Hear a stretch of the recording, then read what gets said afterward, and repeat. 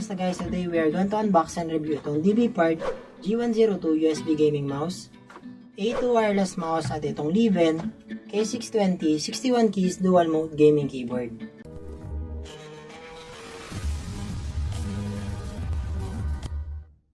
Unahin muna natin itong buksan itong mouse na DBPART. Ito na siya guys, DBPART G102 Gaming Glowing Mouse. May entertaining diversions na nakasulat sa box. Tingnan natin kung ang ibig sabihin nito.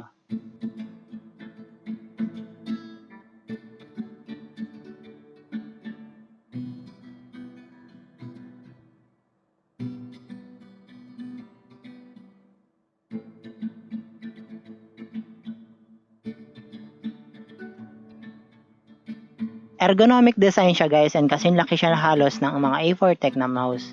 Pagdating naman sa weight, medyo mas mabigat lang ito ng kaunti. Meron ring DPI button na up to 2400 DPI.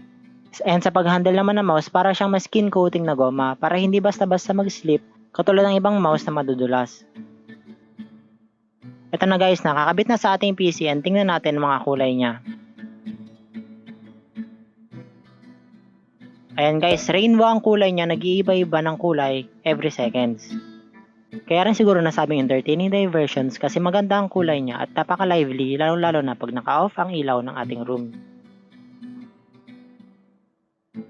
And na-testing ko rin sa responsiveness ng mouse, napaka-sensitive ng mouse niya lalong-lalo na pag naka 2400 dpi even though nakagumagamit lang ako ng generic type na mousepad. Pero kung FPS gamer ka or mga games na kailangan ng matataas na DPI, maganda i-combine to sa mga Razer Mantis or SteelSeries QCK na mga gaming mousepad. Next naman, ang bubuksan natin ay itong A2 wireless mouse. Ito na siya guys, A2 wireless mouse, backlight, high-speed wireless mouse. Ang color version na available sa A2 na ito is metallic silver, matte black, spectacular white, rose gold, meron din variant na light or non-luminous. Itong kinuha ko na variant is may ilaw. Micro USB yung charging niya. Maganda to, hindi na natin kailangang bumili ng AAA or AA na battery. Built-in na yung battery sa mouse mismo. And nasa nguso banda ng mouse yung charging port niya. And meron siyang kasamang sensor ng Bluetooth, which is yung USB, na nakalagay sa ilalim ng mouse. I-open na natin siya guys. Merong switch sa ilalim ng mouse which is pwedeng on. Pag naka-on lang, walang ilaw pero gumagana yung mouse. And kapag nakatutok naman sa bumbilya na icon ang ating switch, magkakaroon ito ng ilaw. Ayun naman guys ang ilaw niya. Meron siyang fade in, fade out na rainbow colors. Sa battery life naman niya, kayang-kaya niya ang 2 weeks up to 1 month na mouse usage. Compact and slim yung mouse na to. Napakanipis lang niya tapos magaan lang din. Tinesting ko naman itong A2 wireless mouse gamit ang generic mousepad. Medyo may delay lang siya ng kaunti. Even though may DPI adjuster din siya. Pero pag gumamit tayo ng medyo magandang mousepad, napaka-smooth niya guys.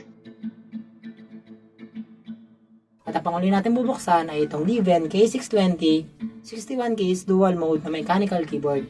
Ito siya guys, K620 Leven Mech Keyboard. Ang pinili kong color variant ay mix ng white tsaka black. Meron siya ibang color variant na all white tsaka mga all black. Sa package niya guys, meron siyang kasamang USB Type-C cable tsaka yung Chinese characters na manual instructions niya.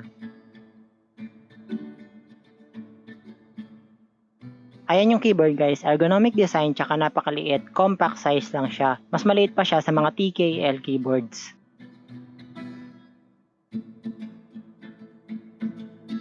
Sa likod naman ng keyboard, meron siyang double layer anti-skid na footpad.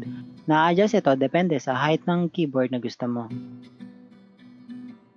Sa taas rin banda makikita ang Type-C USB port ng keyboard. At sa magkabilang gilid ng keyboard ay meron siyang plank RGB lamp strip. Ngayon naman, ikabit na natin ang ating keyboard sa ating computer. Rainbow ang mga ilaw nito guys at pwede natin ma-adjust ang mga ilaw depende sa gusto natin na tema. Ang pinili ko guys na switch ay blue switch kasi gusto ko medyo matactile pag pinipindot. Pero meron din available itong Leven na K620 na brown switch or red switch. At base pala sa box, meron siya nakasulat na Bluetooth enabled. Pero chinek ko yung functionality ng Bluetooth nitong keyboard, wala siya talagang Bluetooth. At tinanong ko rin sa mismong seller, sabi ng seller yung variant daw nito wala talagang Bluetooth. Pero maganda rin siguro yung Bluetooth functionality ng K620, lalong-lalo na kung magi-games tayo sa ating Android phones or iOS. So overall, maganda na rin ang ganitong klaseng keyboard kasi 61 keys lang siya, napaka-compact lang, perfecto sa mga minimalist na table setup.